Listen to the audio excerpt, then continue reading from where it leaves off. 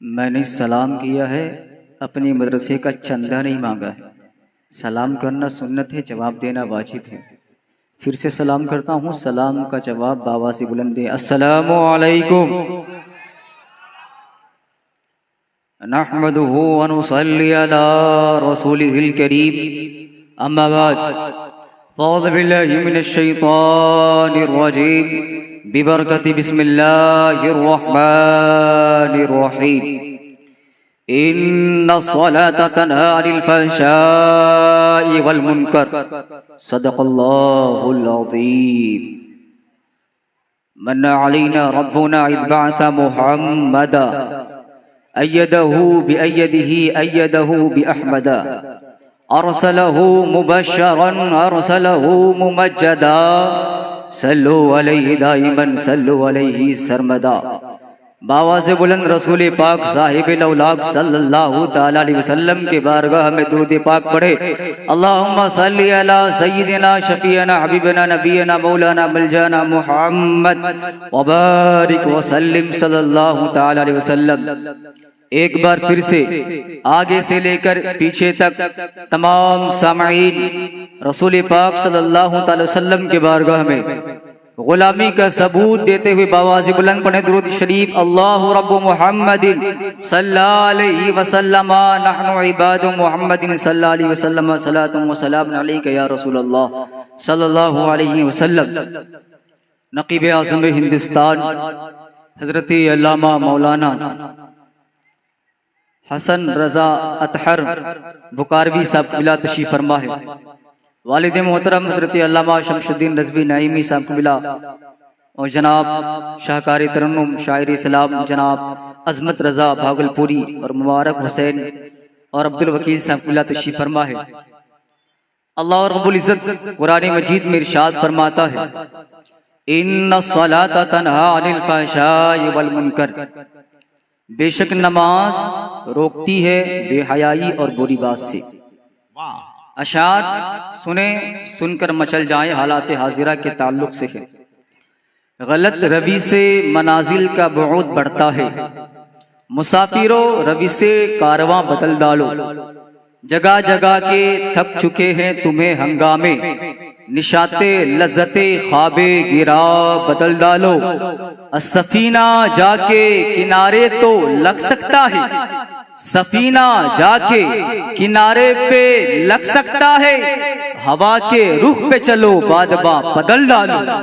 رب قدیر یہ قرآن مجید میں ارشاد فرما رہا ہے، بے شک نماز روکتی ہے بے حیائی اور بری بات سے۔ آج ہمارا معاشرہ کیا ہے؟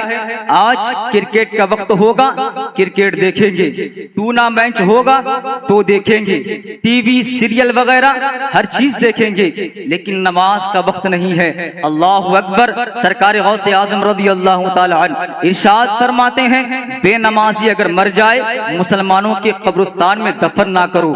اللہ اکبر۔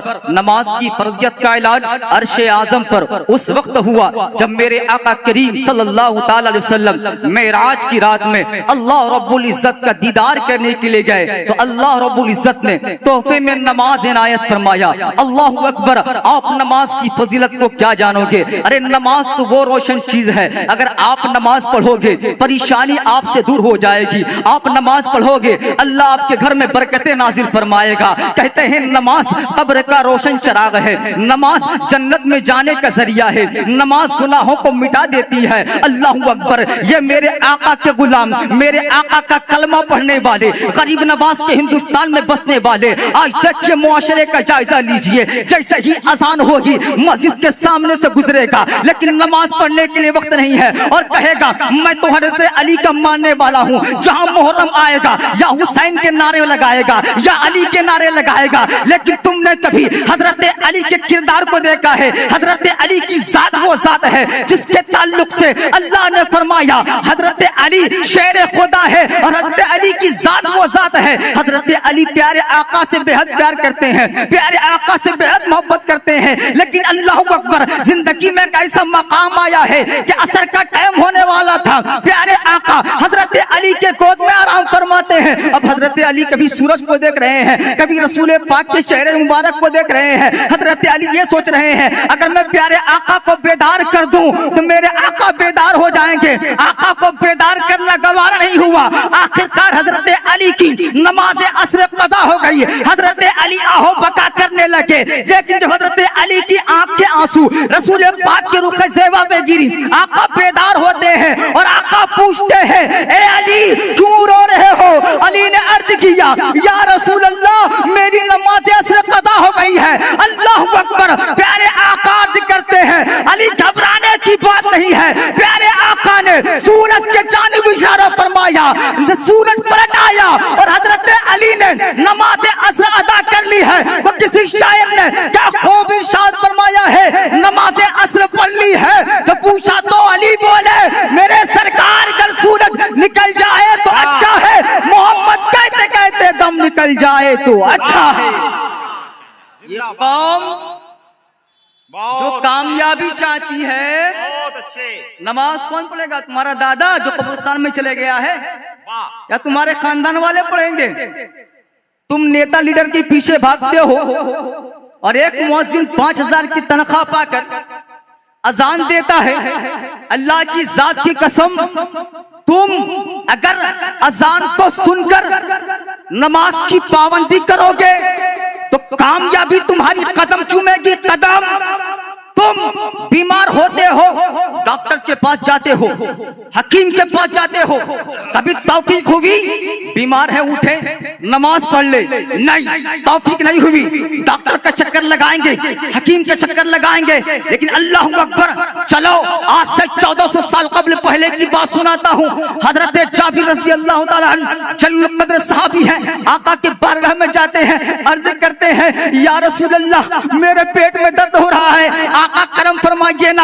आका इरशाद फरमाते हैं तुम फसल्ली फइन्ना फी सलाती शिफा, ए जाबिर खड़े हो जाओ, नमाज पढ़ो, अल्लाह ने नमाज में शिफा रखा है। अल्लाह अकबर। हजरत जाबिर उठते हैं, नमाज पढ़ते हैं। जैसे हजरत जाबिर नमाज से फारिग होते हैं, अल्लाह ताला नमाज के जरिए से हजरत जाबिर को शिफा दे देता है। और क्या अर्ज करूंगा, काफी उलमाए किराम तशरीफ फरमा है। यही वो उलमा है जो 8000 की तनख्वाह पाकर 5 वक्त की नमाज पढ़ाते हैं।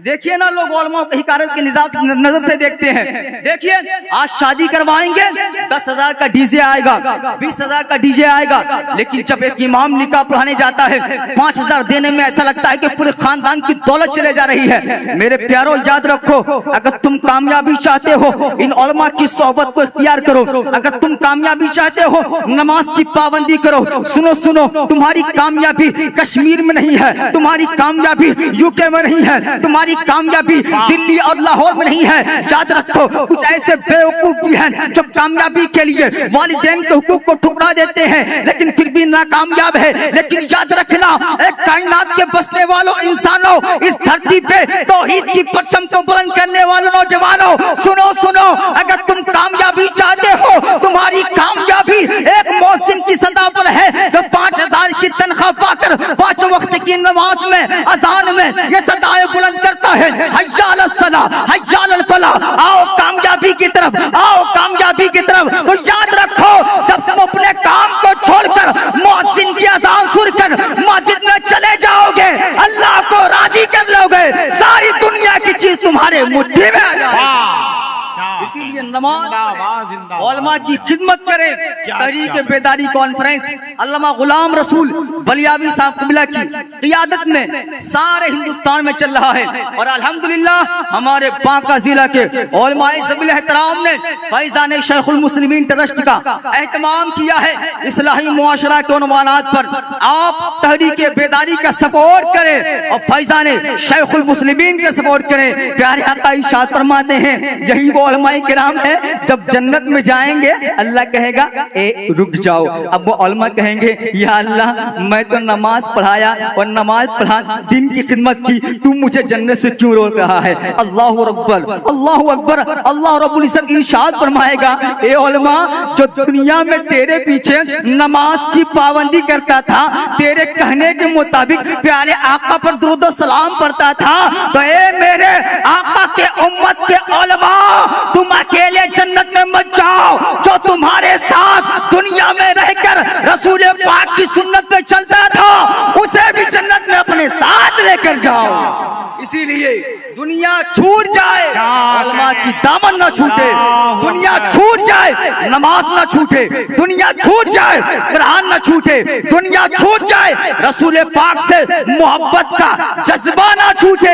ارے اویس قرنی کو کون نہیں جانتا ہے؟ اللہ اکبر. اویس قرنی رضی اللہ تعالیٰ عنہ دین کی خدمت کیا کرتے تھے. اللہ اکبر. بہت بڑے عاشق رسول گزرے ہیں, لوگوں نے ان کو پتھروں سے مارنا شروع کیا ہے. اللہ اکبر. جب پتھروں سے مارنا شروع کیا نا, کچھ علماء ایسے بھی ہیں سوچتے ہیں دین کی خدمت کریں گے, لوگ الٹا سیدھا بولیں گے, لیکن میں یہاں سے ایک جذبہ دے رہا ہوں. اویس قرنی رضی اللہ تعالیٰ عنہ کو جب لوگوں نے پتھروں سے مارا نا, اویس قرنی عرض کرتے ہیں اے پتھر مارنے والوں سنو سنو, تم مجھے چھوٹے پتھر سے مارو, بڑے پتھر سے مت مارو. تو لوگوں نے کہا اے دیوانے رسول اویس قرنی تو ایسا کیوں کہہ رہا ہے, بڑے پتھر سے مت مارو چھوٹے پتھر سے مارو. اویس قرنی عرض کرتے ہیں تم بڑے پتھر سے مارتے ہو نا تو میرے جسم سے خون نکلتا ہے, جب خون نکلتا ہے میں بے وضو ہو جاتا ہوں. اگر تم چھوٹے پتھر سے مارو گے تو میرے جسم سے خون نہیں نکلے گا, میں اپنے آقا پر درود و سلام پڑھتا رہوں گا. اسی لیے پکے حسینی ہو جاؤ, نماز کو پڑھو, کیونکہ یاد رکھنا نماز کامیابی کی ضمانت ہے. کہتے ہیں قتل حسین اصل میں مرگ یزید ہے, اسلام زندہ ہوتا ہے ہر کربلا کے بعد. وما علینا الا البلاغ المبین.